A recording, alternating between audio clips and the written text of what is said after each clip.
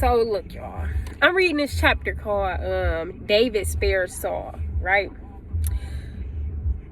And I was going to explain it, but I'm going to just jump into it. So it says, when Saul returned from pursuing the Philistines, he was told, David is in the wilderness near En-Gedi. So Saul took 3,000 of Israel's fit young men and went to look for David and his men in front of the rocks of the wild goats. When Saul came to the sheep pens along the road, a cave was there, and he went in to relieve himself. I'm thinking they're saying he went in there to pee. But anyway, so it says David and his men were staying in the recesses of the cave. So they said to him, look, this is the day the Lord told you about. I will hand your enemy over to you, so you can do to him whatever you desire. Then David got up and secretly cut off the corner of Saul's robe. Afterward, David's conscience bothered him because he had cut off the corner of Saul's robe. He said to his men, I swear before the Lord, I would never do such a thing to my Lord, the Lord's anointed. I would never lift my hand against him, since he is the Lord's anointed. It says, I will never lift my hand against him, since he is the Lord's anointed. With these words, David persuaded his men, and he did not let them rise up against Saul. Then Saul left the cave and went on his way. After that, David got up, went out of the cave, and called to Saul, my lord the king. When Saul looked behind him, David knelt low with his face to the ground and paid homage. David said to Saul, why do you listen to the words of people who say, look, David intends to harm you? You can see with your own eyes that the Lord handed you over to me today in the cave. Someone advised me to kill you, but I took pity on you and said, I won't lift my hand against my Lord, since he is the Lord's anointed. Look, my father, look at the corner of your robe in my hand, for I cut it off, but I didn't kill you. Recognize that I've committed no crime or rebellion. I haven't sinned against you, even though you are hunting me down to take my life.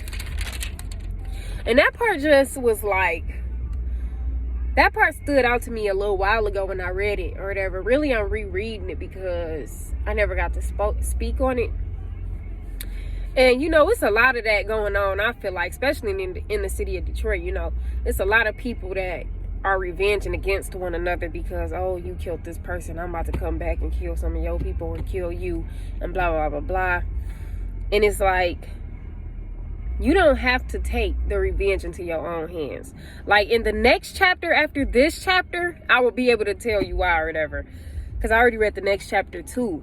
But you know, it just amazed me how David was so led by the Spirit that he knew that he didn't have to lay no hands on Saul in order to get his enemy out of his way. You get what I'm saying? He knew that he could still prosper in life and go on about his business, although he knew that it was somebody hunting him, trying to kill him, which is David. And David still didn't go and try to hunt Saul. He even got the opportunity. Like they said, this is the moment that God told you about. I will hand your enemy over to you. And that right there shows free will. Because it was like, okay, he had the chance to be like, all right, let me get rid of Saul once and for all. Let me make sure my life is safe. But he didn't take it into his own hands. He still left it in the hands of God. And that really proved who David was as far as in God. You know, that proved how spiritual David is and how much he trusts the Lord. He like, I don't never really have to take anything into my own hands. I know that I can leave it into yours and still walk this earth safely. You know, so either way it go, that's just something that I guess people could take into consideration. But anyways, it says, where was that? It says, I didn't kill you. Recognize that I've committed no crime or rebellion. I haven't sinned against you, even though you are hunting me down to take my life. May the Lord judge between me and you. As far as between David and Saul, he said, may the Lord judge between me and you, and may the Lord take vengeance on you for me. But my hand will never be against you. As the old proverb says, wickedness comes from wicked people. My hand will never be against you. Who has the king of Israel come after? What are you chasing after? A dead dog? A single flea? May the Lord be judge and decide between you and me. May he take notice and plead my case and deliver me from you. Exactly what I was just saying. Like, I don't remember this chapter word for word, so I didn't even know that this was coming. But that's exactly what I was just saying. He trusts the Lord enough to know I don't have to come against you. You know what I'm saying? I know that God can deliver me from you, from the evil or the wickedness that is lying inside of Saul. That's the man's name, Saul, just in case I didn't know. But it says, my hand will never be against you. Who has the king of Israel come after? What are you chasing after? Talking to Saul, because Saul is the king of Israel as of now. So he's saying, who has the king of Israel come after? What are you chasing after? A dead dog, a single flea? May the Lord be judge and decide between you and me. May he take notice and plead my case and deliver me from you. When David finished saying these things to him, Saul replied, is that your voice, David, my son? Then Saul wept aloud and said to David, you are more righteous than I, for you have done what is good to me, though I have done what is evil to you. You yourself have told me today what good you did for me. When the Lord handed me over to you, you didn't kill me. When a man finds his enemy, does he let him go unharmed? May the Lord repay you with good for what you've done for me today. Now I know for certain you will be king, because all of this started because Saul was made king. Remember in my last videos, I was talking about how all of this took place. Saul's father's donkeys got loose. Saul went looking for his father's donkeys, because you remember back then that was their food and stuff like that. They had to keep their animals and stuff like that. So he went looking for his dad's donkeys. He ended up in another city. Samuel made Saul king because Israel was complaining about the king they already had. The king that Israel already had was Samuel, but they was complaining about how they need this, they need that. So God gave Israel what they was complaining about, which was Saul. Saul ended up being a king that wasn't really walking in God as strongly as he needed to be in order to be king. You get what I'm saying? But because Israel was complaining, God gave them a king anyways. Now, Saul, again, wasn't as good of a king. So God said, you know what? I'm going to take Saul away. You're not going to be king anymore. I'm going to bring somebody that's more obedient, which is David. David is proving his point right now because he is still basically...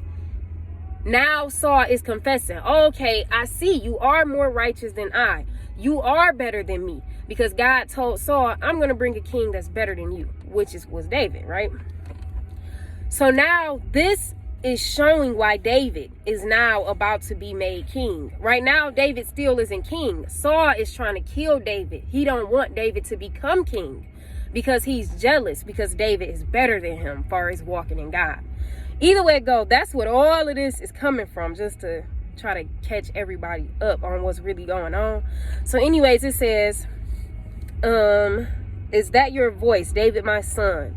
Then Saul wept aloud and said to David, you are more righteous than I, for you have done what is good to me, though I have done what is evil to you. You yourself have told me today what good you did for me. When the Lord handed me over to you, you didn't kill me. When a man finds his enemy, does he let him go unharmed? May the Lord repay you with good for what you've done for me today. Now I know for certain you will be king, and the kingdom of Israel will be established in your hand. Therefore, swear to me by the Lord that you will not cut off my descendants or wipe out my name from my father's family. So David swore to Saul. Then Saul went back home, and David and his men went up to the stronghold. And that's the end of that chapter. I don't know if I should read into the next chapter or if I want to merge these videos. Nah, either way it go. In the next chapter, it was pretty good too in the next chapter. God kind of revenge against somebody and etc. But, you know, it kind of lines up with this last chapter as far as me saying you don't have to take revenge into your own hands. You know, because God will get rid of your enemies. And in this next chapter, I remember Abigail coming to David because David was about to revenge. And Abigail, a lady named Abigail, came to David and said, please do not come up against us and our tribe, because I know that God is getting rid of your enemies' lives like a rock in a sling. Saying like, y'all get what it's saying. He is getting rid of these people, like fleeing, he getting rid of them, whoever is coming up against David. But that is because David is clearly leaving everything in God's hands. So God is like, I'll take matter into mine and I'll protect you. I'll provide for you. I'll come up against the people that are trying to come up against you because you are doing my works. But either way it goes, I guess I wanted to speak on that because that chapter was good, y'all. But either way it goes, that's it for today.